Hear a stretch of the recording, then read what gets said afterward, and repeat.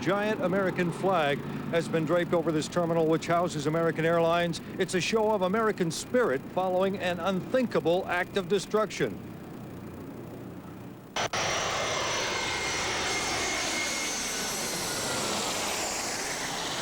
Steve Today of Westchester welcomes flights back to LAX. The 35-year-old photographer says he felt a need to do something following the terrorist attack.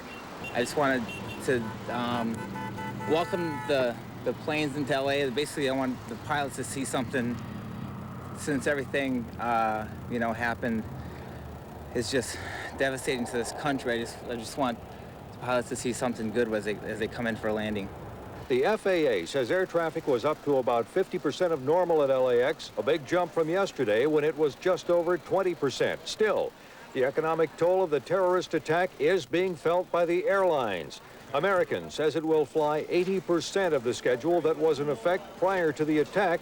With new security measures, it just takes longer to get things done. Northwest and Continental announced similar cutbacks in their schedules, with Continental announcing the layoffs of 12,000 people. But I can't tell you that this is the only furlough you're going to see. This is what we can do now. This is what we need to do to stay alive. White House officials will meet with airline executives next week to discuss options for dealing with what appears to be a financial crisis for the airline industry. While that's happening, air travelers continue doing the best they can while facing lengthy delays. Veronica Carranza has been waiting for her boyfriend to return from Puerto Rico. He would call me and, okay, well, I'll be home on this day. And I'm like, okay. We would get ready to come pick him up, and then he'd call back later.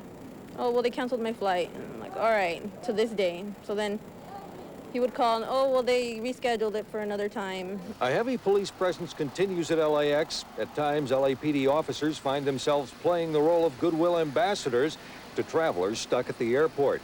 Police report few complaints as travelers appear to understand the need to put security first.